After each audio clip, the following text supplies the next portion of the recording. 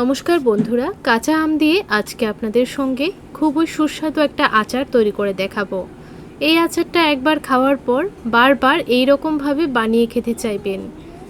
আর এই পদ্ধতিতে আচারটা তৈরি করে 1 বছর পর্যন্ত রেখে খেতে পারবেন। রুটি পরোটার সঙ্গেও কিন্তু খেতে ভীষণ ভালো লাগবে। এই আচারটা থাকলে আর কোনো তরকারি লাগবে না। কিভাবে তৈরি করেছি চলুন দেখে নেওয়া যাক। প্রথমে আমি কাঁচা আমগুলোকে ভালো করে ধুয়ে ছিলকাটা তুলে নিলাম। তারপর আমগুলোকে এরকম চিকন চিকন করে কেটে নিয়েছি। যত চিকন করে কাটবেন আচারটা কিন্তু ততই ভালো হবে। তো দেখুন এইরকমভাবে কেটে নিয়েছি। এখন এখানে দিয়ে দেব হাফ টিস্পুন হলুদের গুঁড়ো, তারপর হাফ টিস্পুনের মতো নুন দিয়ে দিচ্ছি। আর এখানে আমি প্রায় 1 কিলোর মতো আম নিয়েছি। আমের বিচিটা ফেলে দিয়ে সবটা আমি কিন্তু কেটে নিয়েছি। নুন আর হলুদটাকে ভালোভাবে মিশিয়ে নিয়েছি। এখন 1 বাটি নিয়ে নিলাম চিনি। এখানে প্রায় 300 গ্রাম চিনি হবে। তো চিনিটা আমি অল্প অল্প করে মিশিয়ে নিচ্ছি। আপনারা মিষ্টির পরিমাণটা কিন্তু বুঝে দেবেন, কতটুকু মিষ্টি খেতে পছন্দ করেন সেটা বুঝে এখানে চিনিটা দেবেন, বা চাইলে চিনির বদলে গুড়টাও ব্যবহার করতে পারবেন। তো সবটা চিনি দিয়ে দিলাম, ভালোভাবে মেখে নিচ্ছি। তো এখানে আমি আরও অল্প একটু চিনি অ্যাড করব, আরও হাফ বাটির মতো চিনি দেখুন অ্যাড করছি। আর এই আমগুলো একটু টক বেশি, তাই একটু বেশি করে চিনিটা দিয়েই বানাচ্ছি। তো দেখুন ভালো করে মেখে নিয়েছি। আর চিনিটা দিয়ে মাখার পর দেখবেন এইরকম জল চলে আসবে। এখন এই মিশ্রণটাকে রেখে দেব 10 মিনিটের জন্য। অন্যদিকে আমি একটা মশলা বানিয়ে নিচ্ছি।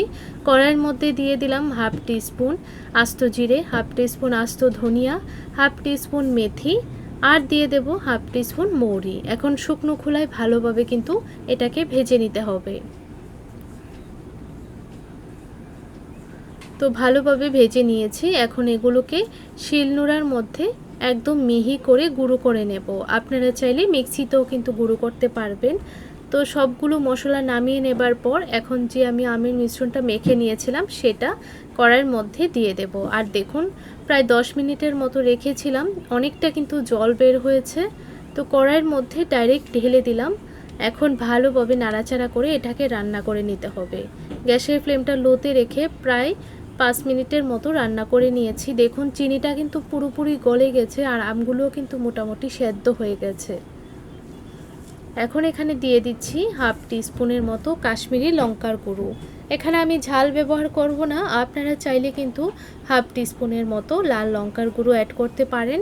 তো কালারের জন্য আমি এখানে হাফ টিস্পুনের মতো কাশ্মীরি লঙ্কার গুঁড়োটা অ্যাড করেছি।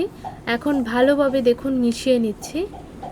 এই দেখুন ভালোভাবে নাড়তে নাড়তে আচারটা থেকে কিন্তু একদম জলটা শুকিয়ে গেছে। এখন দিয়ে দেব ভেজে রাখা মশলাটা। ভেজে রাখা মশলাটাকে একদম গুঁড়ো করে নেবেন, তারপরেই দেবেন। এই দেখুন সবটা মশলা দিয়ে দিচ্ছি।